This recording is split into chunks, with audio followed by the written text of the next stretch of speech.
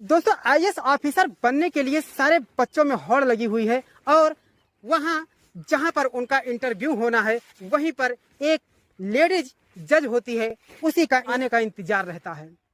ऐसे में सब लोग उसका राह देखते हैं कि वो मेम साहब कब आएंगी और कब हमारा इंटरव्यू होगा और कब हमारा रिजल्ट आएगा और कब हमें मालूम पड़ेगा कि मैं इस परीक्षा में या इस इंटरव्यू में पास हो गया हूँ।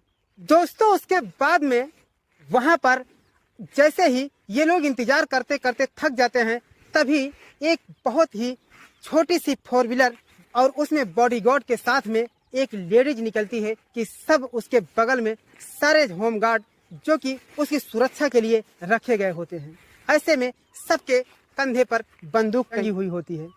दोस्तों उसके बाद में वो मैम अंदर चली जाती हैं और अपनी कुर्सी पर बैठ जाती है। दोस्तों उसके बाद में एक एक करके बुलावा होता है। दोस्तों जैसे ही 2 लोगों का इंटरव्यू खत्म होता है, तीसरे बार सुनील नाम के लड़के का इंटरव्यू होना था। दोस्तों सुनील जैसे ही कमरे के अंदर जाता है और जज साहिबा को देख करके उसके होश उड़ जाते हैं। वो दंग हो जाता है, परेशान हो जाता है और सर झुका लेता है नीचे और नीचे की तरफ सर झुकाकर बैठ जाता है। दोस्तों उसके बाद में जज साहिबा कहती हैं कि आपने अपना सर नीचे क्यों कर लिया, ऊपर करो, और ऐसे ही इंटरव्यू दिया जाता है। उसके बाद में सुनील जैसे ही अपनी सर को ऊपर करता है, उसे देख करके होश ही उड़ जाते हैं।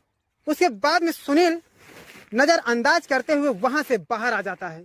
दोस्तों वहां से भागने लगता है और वो मैम अपने असिस्टेंटों से यानी कि अपने गार्डों से कहती है कि जाओ वो लड़का जो अभी यहाँ से भाग के गया है उसे पकड़ कर लाओ।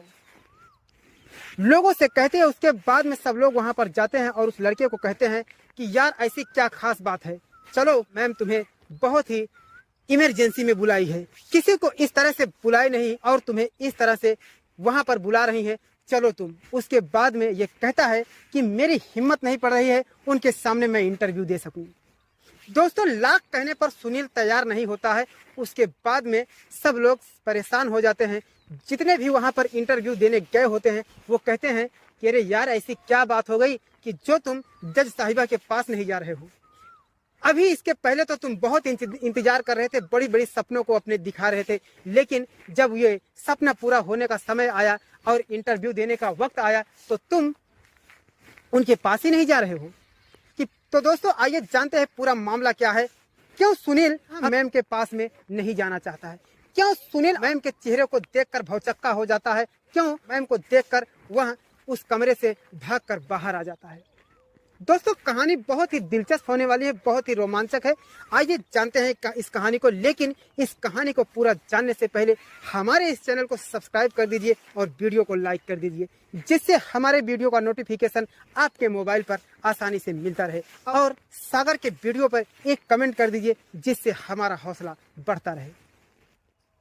दोस्तों ये कहानी बिजनौर जिले की एक छोटे से गाँव की है, जिस गाँव में अनुराधा नाम की एक लड़की होती है और वो बहुत ही सुंदर और बहुत ही सुशील होती है, जिसके रूप को देख करके लोग कहते हैं कि वाह कुदरत ने अनुराधा को क्या बनाया है। मानो कि कृष्ण के समय जो राधा होती थी वही राधा उतर करके आज अनुराधा के रूप में आ गई हो। अनुराधा के स्वभाव इतने अच्छे थे, वो सीधे संस्कारिक एक लड़की होती है। दोस्तों उस पढ़ाई के दिनों में बहुत ही मुसीबतें झेलनी होती है। वो गरीब खानदान से होती है और अपने माँ बाप के साथ में रहती है। उसके माँ बाप कहते हैं कि बेटी तेरी पढ़ाई हमने 12वीं तक तो पूरी कर दी है, लेकिन अब आगे हमारी हिम्मत नहीं है कि मैं तुम्हें पढ़ा सकूं। उसके बाद में दोस्तों उसके माँ बाप उसे पढ़ा नहीं पा रहे होते हैं। ऐसे में उसकी शादी के लिए एक रिश्ता तलाश करने लगते हैं। किसी के बताए के अनुसार एक सुनील नाम का लड़का है जो आईएएस की तैयारी कर रहा है। अगर आपकी बेटी की शादी उससे हो जाए तो आपके बेटी के दिन सार्थक हो जाएंगे। दोस्तों उसके बाद उसके माँ बाप सुनील के रिश्ते के लिए जाते हैं और रिश्ता जब तय हो जाता है तो सुनील की जब शादी हो जाती है तो सुनील कुछ दिन तो अनुराधा को बड़े प्रेम से रखता है और बहुत ही प्यार करता है उसे। उसके बाद में कुछ ही समय बाद सुनील कुछ आवारा लड़कों के साथ में घूमने का शौक रहता है उसका। उसके बाद में वो अपनी नौकरी के तलाश में नहीं निकलता है और अयाशी में जुट जाता है। सुनील कभी कभी दारू पीता था, कभी जुआ खेलने लगता था। ऐसे में उसके बाद में जब अनुराधा उसे समझाती, अनुराधा उसे अच्छी बातें बताती, तो सुनील बरस पड़ता था। सुनील उसके ऊपर टूट पड़ता था और सुनील उसे मारने लगता था।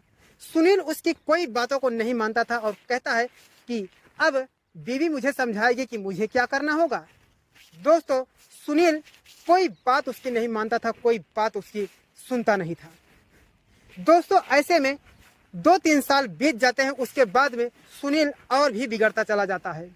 दोस्तों, उसके बाद में अनुराधा को बहुत ही चिंता होने लगती है। वो कहती है कि मेरी जिंदगी तो बेकार हो गई। हमारे माँ बाप जिस लड़के से मेरी शादी कर दिए हैं, वो अब हमारी जिंदगी में इस तरह से बर्ताव कर रहा है कि मैं कैसे आगे जीऊंगी। दोस्तों, उसके बाद में एक दिन सुनील बहुत ही ज्यादा दारू पी करके आता है। उस दिन उसके पैर जमीन पर किसी तरह पड़ते हैं और वो ठीक से खड़े भी नहीं हो पाता है। ऐसे में दोस्तों, उसकी बोली भी ठीक तरह से बोल नहीं पाता है। वो कुछ बोलना चाहता था लेकिन जुबान लड़खड़ा कर कुछ बोल देती थी। ऐसे में वो गिर जाता है। उसके बाद में अनुराधा उसे किसी तरह से उठा करके उसे बिस्तर पर लिटा देती है। दोस्तों, जैसे ही बिस्तर पर लिटा देती है, उसके बाद में उसे थोड़ी देर के बाद जब कुछ होश आता है तो अनुराधा कहती है कि सुनील, अब इन चीजों को छोड़ दो, आप दारू शराब का चक्कर छोड़ दो, आप अय्यासी लड़कों के साथ छोड़ दो, आप जुए का अड्डा छोड़ दो। उसके बाद में मेरी जिंदगी सही हो जाएगी, क्योंकि पहले तो जो भी कुछ था तो ठीक था, लेकिन अब मैं आपके बच्चे की माँ बनने वाली हूँ। उसके बाद में सुनील जब इतना सुनता है कि ये अनुराधा मुझे समझा रही है, उसके बाद में सुनील उसके बालों को पकड़ करके उसके पेट में अपने पैर से मार देता है। दोस्तों, उसके बाद में उसके जैसे पेट में मारता है तो उसका बच्चा पेट में ही मर जाता है। दोस्तों, उसके बाद में अनुराधा बहुत ही तेज से चिल्लाने लगती है और उसे बहुत ही ज्यादा पीड़ा होती है।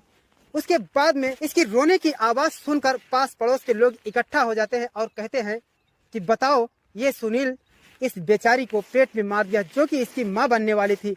इसके पेट में बच्चा है और इसने इसके पेट में मार दिया है। उसके बाद में सब लोग उसे अस्पताल ले जाते हैं और अस्पताल में ले जाते हैं। जैसे ही अस्पताल में ले जाते हैं तो वहाँ डॉक्टर कहता है कि अनुराधा का ऑपरेशन करना पड़ेगा, नहीं तो इसकी जिंदगी बचेगी नहीं, नहीं तो ये दुनिया छोड़ देगी। उसके बाद में पड़ोस के लोग सब लोग मदद करते हैं और अनुराधा की जिंदगी बच जाती है। अनुराधा का ऑपरेशन करके उस बच्चे को निकाल दिया जाता है और अनुराधा ठीक हो जाती है। दोस्तों, उसके बाद में ये लड़का जाता है सुनील। उसके बाद में सुनील कहता है कि मुझे तुम्हारे साथ में नहीं रहना है। मैं अपनी पसंद की लड़की से शादी करना चाहता था, लेकिन मेरे माँ बाप ने मेरी शादी तुम्हारे साथ कर दी और मेरे गले में तुमको घंटी बनाकर बांध दिया। दोस्तों, उसके बाद में अनुराधा कहती है तुम्हारी जिंदगी से ज्यादा मेरी जिंदगी खराब हो गई है। अरे, तुम्हें तो वो भी तरस नहीं आया कि मैं तुम्हारे पेट बच्चे की माँ बनने वाली थी और तुमने मेरे बच्चे को खत्म कर दिया। दोस्तों, उसके बाद में वो तलाकनामा पेपर लेके जाता है और कहता है कि मैं तुम्हें तलाक देना चाहता हूँ। अनुराधा कहते हैं कि मुझे कोई इतराज नहीं है, वैसे भी मैं भी तुम्हारे साथ रह करके परेशान हो गई हूँ। उसके बाद में जब ये बात अपने माँ बाप को बताती है तो उसके माँ बाप उसे ही डांटने लगते हैं। कहते हैं इतना सब कुछ तो होता रहता है, जाने दो, ठीक से रहो। उसके बाद में अनुराधा समझ जाती है कि माँ बाप भी कुछ करने वाले नहीं हैं। ऐसे में दोस्तों, वो कहती है कि जाओ सुनील, तुम भी क्या सोचोगे कि तुम्हारे जीवन में कोई लड़की आई थी, वरना अगर मैं चाहती तो तुम्हारी जिंदगी नप जाती, तुम्हारी जिंदगी बद से बदतर हो जाती, क्योंकि तुमने ऐसा काम ही किया है। वो तलाकनामा पेपर ले लेती है और कहती है कि जाओ, तुम जिस लड़की से चाहो अपनी शादी करो, लेकिन मुझे आज़ाद करो। दोस्तों, उसके बाद में अब सुनील के जाने पर अनुराधा बहुत ही चिंतित हो जाती है। वो सोचने लगी, मेरा एक ही सोच था कि मेरी शादी जिससे होगी मैं सिर्फ एक ही शादी करूंगी, मैं दोबारा शादी नहीं करूंगी। उसके बाद में वो तंग आकर के अपनी जिंदगी को कोसते कोसते थक जाती है और कहती है कि अब मुझे मरना चाहिए, मैं इस दुनिया में नहीं रहना चाहती हूँ। दोस्तों, उसके बाद में बगल में ही एक जंगल होता है, उस जंगल में रस्सी ले जाती है और वहां पर फांसी लगाने के लिए तैयारी बना लेती है। दोस्तों, उसके बाद में उसी जंगल के बगल में एक रोड होता है और जैसे ही अनुराधा उस डाल में फांसी लगाकर झूलने जाती है तभी वहीं पर एक गाड़ी आती है और उसे देख करके गाड़ी रुक जाती है। गाड़ी जैसे ही रुक जाती है उसके वहां एक आईएएस लड़की होती है जो अनुराधा की सहेली होती है। अनुराधा की सहेली ये देख करके वो सोचती है कि ये कौन है, ये महिला कौन है जो फांसी लगाने के लिए जा रही है।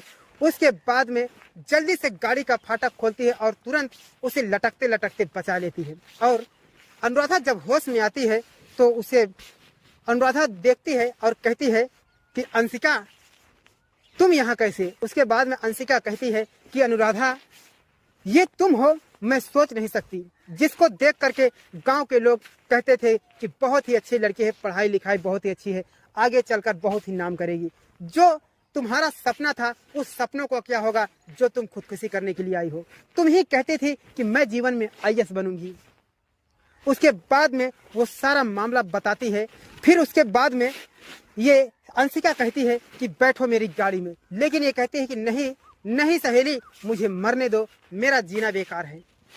अंशिका कहती है कि जीवन में एक इंसान के जाने से जिंदगी खत्म नहीं हो जाती। मेरी सहेली मेरी बात मानो, मेरे साथ चलो, मैं तुम्हारी जिंदगी को बना दूंगी। दोस्तों उसके बाद में अनुराधा उसकी गाड़ी में बैठ जाती है और बताने लगती है। अंशिका पूछती है कि सब कुछ कैसे हो गया। वो कहती है कि अंशिका मेरी छोड़ो, तुम बताओ तुम इतनी बड़ी पदवी पर कैसे आ गई। ये कहती है कि सब ऊपर वाले का करिश्मा है और हमारी मेहनत लगन थी। तुम भी लगन से काम करो, तुम भी हो जाओगी। मेरी मानो तो तुम आज से ही पढ़ाई को अपने स्टार्ट कर दो और फिर से तैयारी में लग जाओ। दोस्तों उसके बाद में अनुराधा अंशिका के बताए अनुसार काम करने लगती है और आगे चलकर काफी समय बीत जाता है और पढ़ाई में बहुत ही ज्यादा निपुण हो जाती है। दोस्तों उसके बाद में लोग आईएएस के जो सपना देखते हैं कि आईएएस बनना है, पीसीएस बनना है या ऑफिसर बनना है, लेकिन ये आईएएस पीसीएस ऑफिसर से भी बड़ी पदवी पाने के लिए तैयार हो जाती है।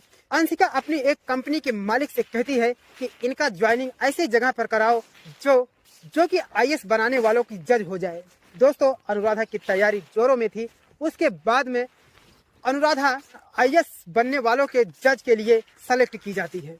दोस्तों उसके बाद में ऐसे ही काफी समय बीत जाता है और अनुराधा आईएएस लोगों की जज हो जाती है। दोस्तों ऐसे में वो जो सुनील होता है, सुनील की जिंदगी इतना बेकार हो जाती है कि सुनील भी अपने सपनों को साकार करने के लिए वो बहुत पछताने लगता है कि मैंने अनुराधा को तलाक देकर के बहुत ही गलत किया। वो अपनी जिंदगी को कोसने लगता है कि मेरा क्या होगा। कई शादियां उससे मना हो जाती है, लोग उससे कोई विवाह करने के लिए तैयार नहीं होता है। ऐसे में दोस्तों सुनील बहुत ही ज्यादा परेशान और चिंतित है और वो भी आईएएस की तैयारी करने लगता है। पढ़ाई को पूरी कंप्लीट करने के बाद जब इंटरव्यू का समय आता है तो एक जगह पर इंटरव्यू होना रहता है। बिजनौर के एक मेन स्थान पर जहां बिजनौर सिटी होती है वहीं पर सबका इंटरव्यू होना था। बहुत सारे विद्यार्थी वहां पर आईएएस का इंटरव्यू देने के लिए बेसब्री से उस मैम का इंतजार कर रहे होते हैं जो मैम आईएएस का फैसला लेती है। ऐसे में दोस्तों सब लोग उसका इंतजार कर रहे होते हैं। उसी लड़कों के बीच में ये सुनील भी आया रहता है। ऐसे में सुनील कहता है यार पता नहीं कब आएंगे जज साहिबा कि हम लोगों को सिलेक्ट करेंगी। ऐसे में इंतजार करते करते एक 4 व्हीलर आती है जो काली कलर की होती है और उसमें अनुराधा मैम होती हैं, अनुराधा जज साहिबा होती हैं जो आईएएस बनने वालों को सिलेक्ट करने के लिए आई होती हैं। जब वो अंदर चली जाती हैं तो एक एक को बारी बारी बुलाती हैं। दोस्तों उसके बाद में तीसरा स्थान जब सुनील का होता है, सुनील जैसे ही अंदर जाता है तो अनुराधा मैम को देख करके उसके होश उड़ जाते हैं, क्योंकि वो कोई और नहीं होती है, वो उसकी तलाकशुदा पत्नी होती है। अनुराधा को देखकर सुनील के पैरों तले जमीन खिसक जाती है। सुनील के मानो के होश उड़ जाते हैं। ऐसे में वो सर को नीचे करता है और कुछ बोलता ही नहीं है। अनुराधा कहती है कि आप अपना सर क्यों नीचे कर लिए, क्योंकि अनुराधा उसे कायदे रूप से देख नहीं पाई थी। लेकिन वो कहता है कि नहीं, मुझे आईएएस नहीं बनना है।